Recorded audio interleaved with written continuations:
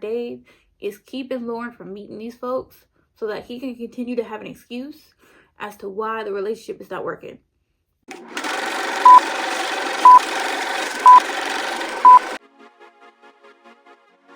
Hey guys, welcome back to my channel. It's your girl Lily. This is Lily's Shelf, and today we're talking about Love is Blind, episode 9, season 8. A couple more things are happening in episodes 9, 10, and 11, so these will be split up.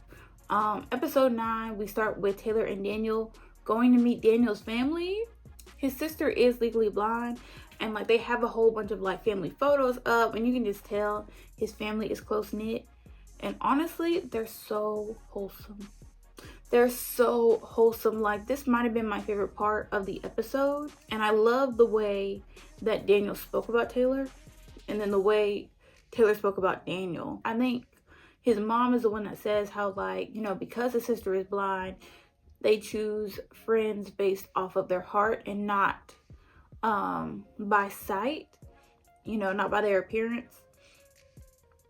And then the mom also says that, like, when she thought about it, she thought it was cool because, you know, Daniel is being able to fall in love with somebody based on their heart, the emotional connection, but also somebody is able to fall in love with Daniel based on his heart. And so I just thought, oh, like, you can just tell that they are very close knit and that they don't play about each other, and I love that. Lauren and Dave go to a spin class that her friend is hosting. Dave is struggling, and I'm not gonna make fun of him because honestly, spinning classes will humble you. I did a couple in college. The 6 a.m. it was already a struggle because it was 6 a.m.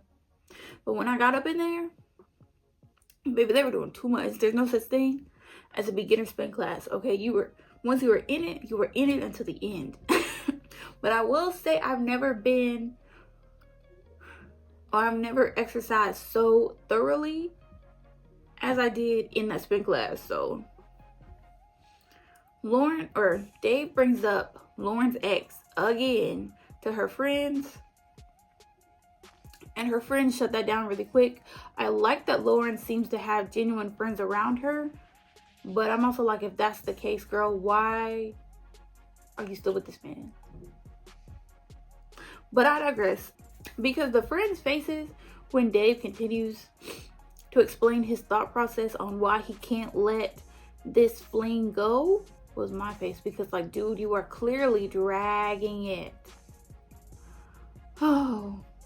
And then Lauren wants to talk to Dave's friends to clear the air, and Dave is like, yeah, that sounds good. But I don't hear, like, there's no follow-up to where like, okay, we can meet Thursday at 2 o'clock.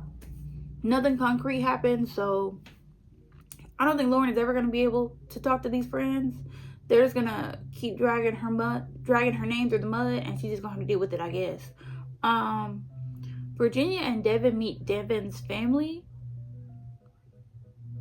Now, he's got a white mom and a black dad, and that's all I'm going to say. That's all I'm going to say. Okay, but you know how it is when that's the dynamic. Most times. This time ended up being one of those times, but I'm just saying. The family reinforces that they're strong in their faith in their family, which I thought was cute. And then I did crack up a little bit when it's revealed that Devin wants 5 kids so that he can name them, so that the first letter in each name will spell out Devin. That was hilarious to me. He wants 2 to 5 kids. Virginia says she wants like 2 to 6. Virginia's already 33.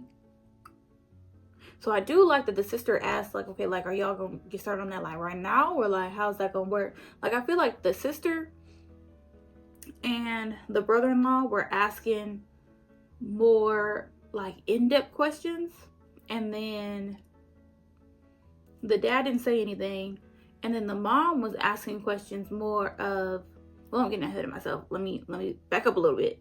Virginia brings up the prenup. Okay, that's when everybody freezes. And again, because I think the sister is the one that asked, like, you know, why do you want the prenup, and Virginia was just trying to explain, like, because it just seems like a natural course of action. To me, I'm not planning for the demise of this relationship.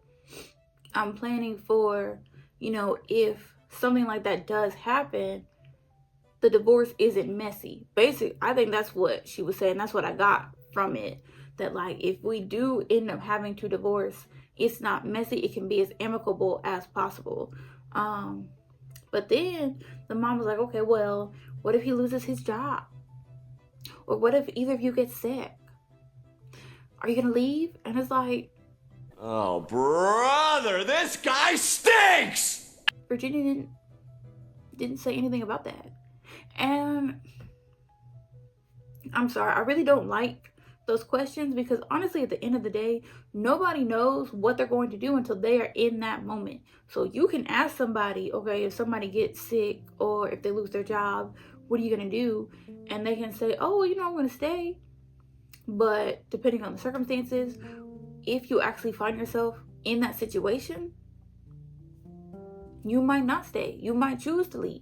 So it's like, there's no real point in asking questions like that, because you can intend to stay and then something happens to where those intentions basically fly out the window. So, and then the brother-in-law is like, okay, well, when the parents retire and Devin wants to move them into, you know, y'all's house, are you okay with that?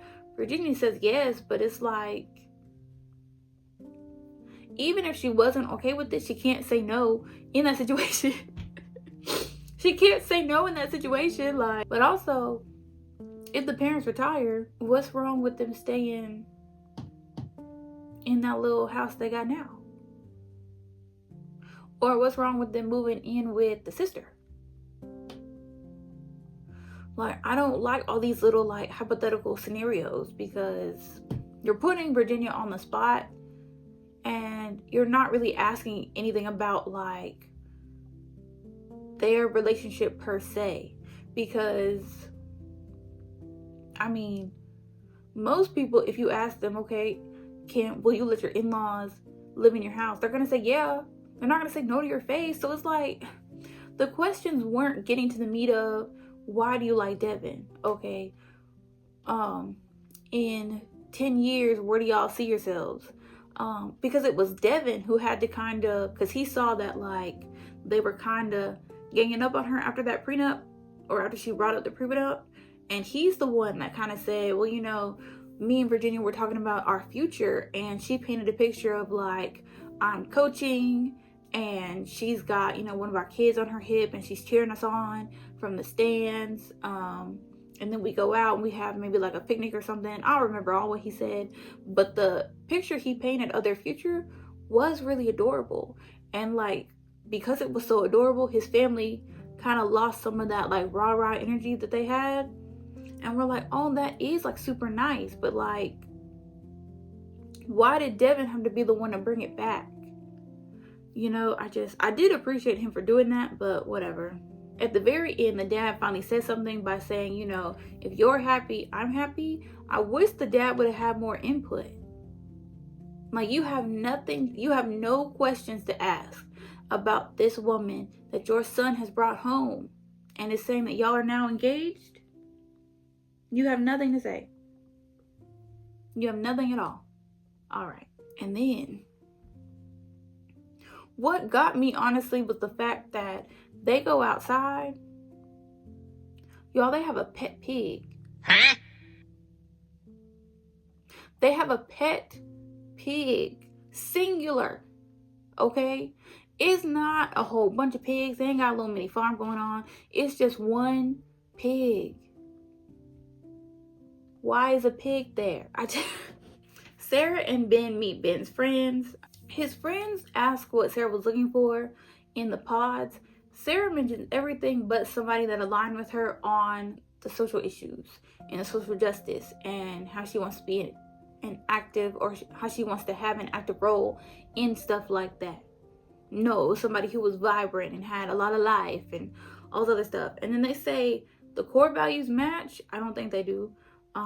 Especially since Sarah said she doesn't really go to church because of the way that they treated her sister. And then Ben says that church is like a big part of his daily life. So like that right there, that's a mismatch in core values.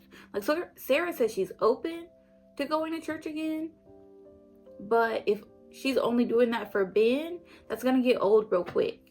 And then Sarah does bring up her sister and how she was looking for somebody who was okay with having a sister-in-law who is lesbian.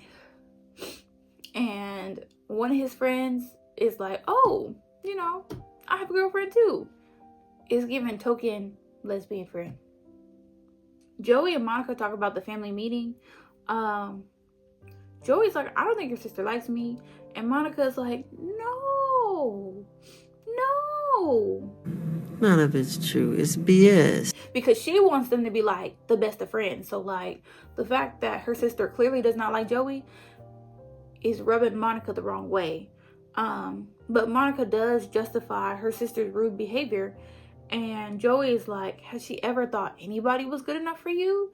And Monica is like, no, I don't think so. And Joey is like, it's giving jealous. It's giving jealous. And I love that Joey called it out, because it is. Monica, it is. I know you love your sister, but girl. Taylor and Daniel meet Taylor's parents.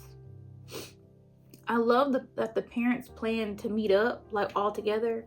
Her dad seems chill. Her mom is the one that Daniel really has to impress.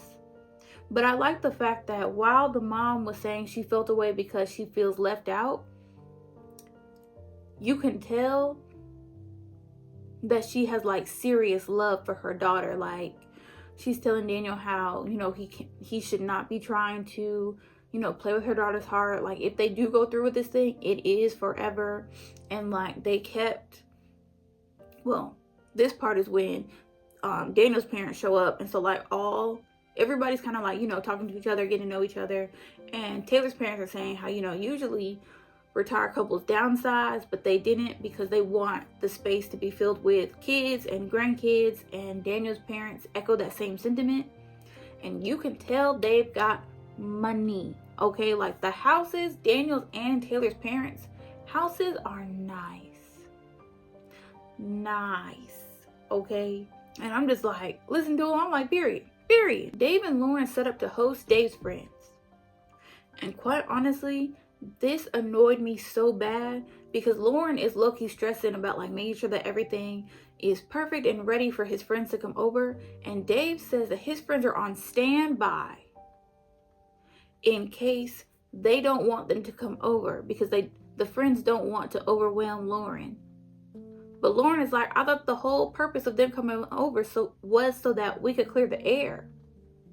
So what do you mean that they're on standby? And so they don't end up hosting anybody. And I'm sorry, but how dare you let me take out all the meats and the cheeses and everything else for the charcuterie board? And I'm starting to set all that up only for you to tell me they're probably not coming over. Because he told them, I would bet money he told Dave, or Dave told his friends not to come over. But at this point, I want Dave's friends to come out of the woodworks as well, because the way that Dave talks about his friends makes them sound like terrible people. But whatever, because once again, Dave brings up the fling situation. He keeps calling her, or he keeps calling the dude an ex. Lauren has said until she's blue in the face that it's not an ex, it's just a fling. And Dave is like, I know, but I'm only saying this stuff because my friends told me about this person. And Lauren's like, but it's not true. And Dave is like, how do I know that's not true though? Lauren finally walks away. But I'm like, girl. Like, I know I said I wouldn't care anymore, but like, this is frustrating me to no end. Lauren, stand up. Because all their info is secondhand, like the chain around Dave's neck, please. And then we finally get to the crux of the issue, which is Dave is saying how sometimes he'll go to bed thinking that, oh, Lauren was out here hooking up with the dude days before. coming onto the show, and you want me to sleep in the same bed that you probably had him in, and we haven't even been sleeping together yet. You're telling me you're doing all this foolishness because your ego is bruised? Not bruised enough to where you be an actual man and tell Lauren, this is not going to work. Let's just go our separate ways. No. You are enough of a coward to continue to want to be on TV and string this girl along because you know you can continue to play in her face. All the while knowing you cannot get past this issue because your ego is bruised. Get Dave off my screen. Especially since to Lauren's face, he'll say, oh, Lauren, you're the best person ever. But if she was the best person ever, his friends wouldn't be out here playing run and tell that. His sister wouldn't be out here thinking that Lauren was a floozy. Dave is not telling his friends and his family nothing about Lauren. But notice how in episode 8 he said if they just met her, they would know she's cool. That's what I feel like. That's why Dave is keeping Lauren from meeting these folks so that he can continue to have an excuse as to why the relationship is not working. We get to the end of the episode. Ben and Sarah start talking about a TikTok that talked about Ben and some other guys because the girl was saying that like Love is Blind continues to give these terrible men platforms. Sarah's like, I don't like this. And Ben sounded shady trying to explain the situation because first it was, I don't know her, but I blocked her and then she blocked me. But then we went on a date. We met through Tinder and then we kissed. It was just one kiss, but we didn't hook up. But it was 4 years ago, so I don't really remember. Like the more he talked, the more it was obvious something happened. I don't know what, but something happened. But that is it for episode 9.